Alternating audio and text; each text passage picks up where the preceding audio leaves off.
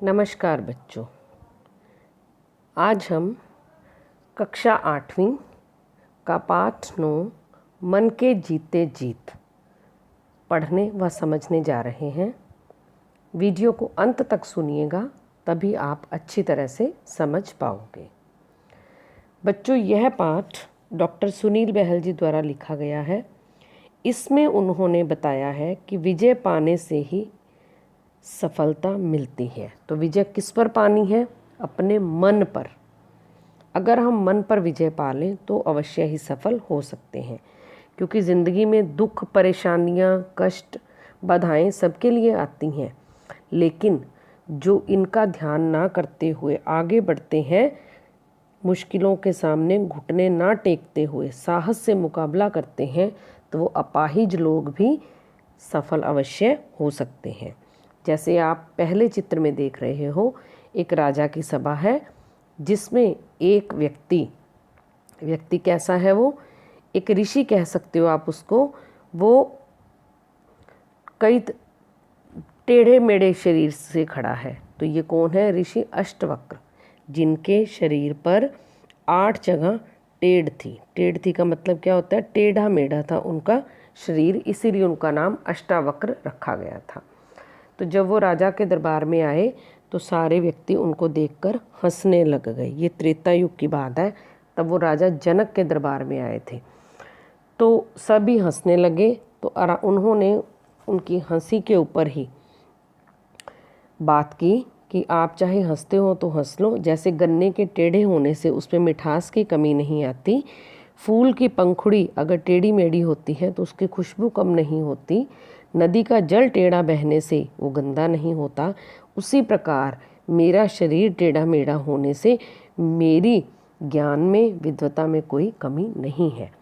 तो इतनी बात सुनकर सभी जो थे वो शर्मसार हो गए और नतमस्तक हुए। उनके आगे उन्होंने अपना सिर झुका दिया कि आप सही कह रहे हो। बच्चों, इस प्रकार वो घबराए नहीं कि मेरा शरीर कैसा है। तो आगे हमारी जो पुस्तक है उसी में हम देख रहे हैं सूरदास जी हैं। तो सूरदास जी जो थे वो साहित्य के बड़े अच्छे कवि रहे हैं, लेखक रहे हैं साहित्य। सूरदास जी का नाम श्री कृष्ण जी की लीलाओं के वर्णन में लिया जाता है, क्योंकि जैसा वर्णन उन्होंने किया शायद ही किसी ने किया हो। अब हैरानी की बात यह है कि वो अंधे थे, मतलब उनमें शारीरिक अपाहिजता थी, लेकिन जो उन्होंने देखा नहीं फिर भी उस बालपन का इतना अच्छा वर्णन किया। इसी प्रकार जायसी थे हिंदी साहित्य के, वो भी एक आँख और कान से रहित थे, लेकिन फिर भी उन्होंने बहुत अच्छा काम किया। पद्मावत लिखा, उनको महाकवि की उपाधि भी दी गई।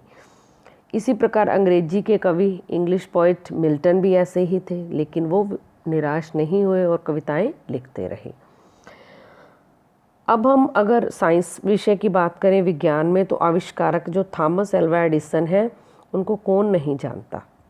उन्होंने जीवन में बहुत से कष्ट झेले, लेकिन कभी वो हारे नहीं। उन्होंने बल्ब का आविष्कार किया, उन्हीं के कारण ही आज हम रोशनी देख पाए।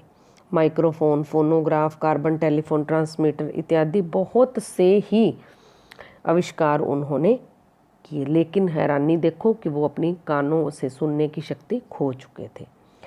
इसी तरह ही लुई ब्रेल, जिनको अंधे लोगों की जो लिपि बनाई गई है, ब्राइल लिपि, किसने बनाई थी? वो थे लुई ब्रेल जी।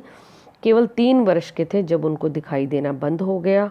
उन्होंने बहुत से कष्ट सहे, लेकिन फिर भी अपना काम नहीं छोड़ा। उस टाइम तो कोई तकनीक भी नहीं थी पढ़ने की, लेकिन उन्होंने खुद जो महसूस किया दूसरों के लिए, उसके लिए एक ऐसी लिपि बनाई जिसको ब्राइल लिपि कहा जाता है, और उसी से ही जो अंधे लोग हैं, नेत्रहीन हैं, वो समझ सकते हैं, पढ़ सकते हैं। बाबा देवीदास आमटे, उनका नाम भी बहुत बच्चों ने सुना होगा। ये अस्थि विकलांगता से पीड़ित थे। अस्थि मतलब हड्डियों की विकलांगता थी, लेकिन खुद की हड्डियों में समस्या होने के बावजूद भी इन्होंने कुष्ठ रोगियों की सेवा की। बहुत से कुष्ठ रोगियों ने भीख मांगनी छोड़ दी थी और मेहनत करने लग गए थे, इसीलिए इनको राष्ट्रीय व अंतर्राष्ट्रीय पुरस्कार भी दिए गए। अगर हम अपने पंजाब में की बात करें तो यहाँ पर भी इसकी एक उदाहरण दी जा सकती है, वो है महाराजा रणजीत सिंह। महाराजा रणजीत सिंह ने बचपन में ही कई मुसीबतों का सामना किया था। चेचक के कारण उनकी एक आँख खराब हो गई थी, फिर भी वो निराश नहीं हुए। उन्होंने अच्छी तरह ज़िंदगी का सामना किया और 19 वर्ष की आयु में ही उन्होंने लाहौर पर अधिकार कर लिया था। धीरे धीरे जम्मू कश्मीर, अमृतसर, मुल्तान आदि सब जगह पर उनका नाम लिया जाने लगा था। इस प्रकार ये सब मैंने उदाहरण आपको बताई हैं जिन्होंने अपने मन पर विजय पाई और सफल हुए, क्योंकि मन के जीते जीत है। अगर हम मन को जीत लें तो हम प्रत्येक चीज़ को जीत सकते हैं। तो बच्चों, ये सारी कहानी जो मैंने आपको सुनाई है सूरदास जी की, अष्टावक्र जी की। अभी एक रविंद्र जैन भी जी थे। वो कौन थे? वो अंधे थे लेकिन उनकी संगीत में रुचि थी।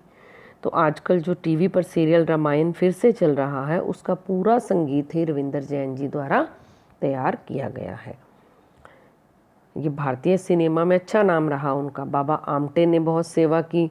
थॉमस अल्वा एडिसन ने बल्ब का आविष्कार किया और भी कई आविष्कार किए। तो हम ये नहीं कह सकते कि कौन कम है। शेरे पंजाब महाराजा रणजीत सिंह, जिनका उन्होंने कहा था कि भगवान ने मुझे एक आँख दी है, इसलिए उससे दिखने वाले हिंदू, मुस्लिम, सिख, ईसाई, अमीर और गरीब मेरे लिए एक बराबर है, क्योंकि मैं दो आँखों से देखकर किसी को भी ऊंचा नीचा नहीं समझता। तो अच्छी बात है ना, उन्होंने बहुत कुछ किया। तो हमेशा याद रखो, अगर हम मन से हार गए तो हार निश्चित है। अतः मनोबल ना गिरने दो कभी। दुख कष्ट बाधाएं तो हमारी परीक्षा के लिए आती हैं। अगर मन जीत लिया तो जग जीत जाएंगे। अब हम इसका अभ्यास कार्य करते हैं। सबसे पहले प्रश्न उत्तर, उससे पहले करते हैं कठिन शब्दों के अर्थ। विकलांग, जिसका एक अंग काम ना करता हो। दूषित, गंदा। कंठहार, गले का हार। अंथक, ना थकने वाला। अस्थि, हड्डी। जज्बा, जोश।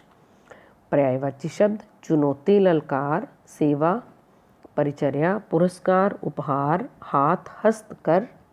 उपहास, हंसी दिल लगी। बच्चों, आप यहाँ से स्क्रीनशॉट लेकर भी इसको पूरा कर सकते हो काम को, क्योंकि ये काफ़ी हैं। भाग्य, किस्मत, तकदीर। पैर, पांव, चरण। अंधकार, अंधेरातम। जल, पानी, नीर। अब इसमें कुछ प्रश्न उत्तर भी दिए गए हैं। प्रश्न उत्तर आप पाठ सुनकर उसके आधार पर स्वयं भी लिख सकते हो और पाठ से भी ढूंढ सकते हो। जैसे, जीवन में मुश्किलों से पार कौन लोग पा जाते हैं? जो मुसीबतों के आगे सिर नहीं झुकाते, साहस व दृढ़ विश्वास के साथ आगे बढ़ते हैं। राजा जनक के दरबार में ऋषि अष्टावक्र को देखकर सभी क्यों हंसने लगे? क्योंकि उनका शरीर 8 जगह से टेढ़ा मेढ़ा था। 8 टेढ़ वक्र थे। राजा जनक तथा दरबारी अष्टावक्र के सामने क्यों नतमस्तक हुए? उनके ज्ञान, उनकी विद्वता के कारण। सूरदास ने किसकी आराधना में काव्य रचना की? श्री कृष्ण जी की।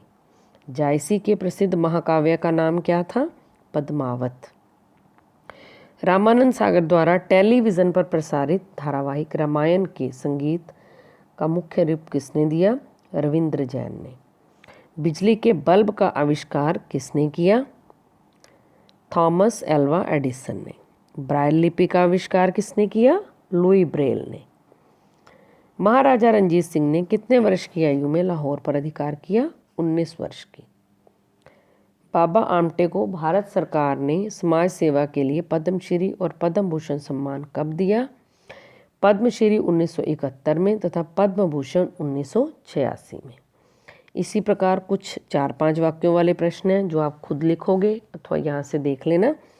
राजा जनक के दरबार में अष्टावक्र को देखकर सभी हंसने लगे तो उन्होंने क्या कहा? ये मैंने आपको पाठ शुरू होते ही समझाया था। शेरशाह को लज्जित हुआ और उसने जायसी को क्यों सम्मान दिया था?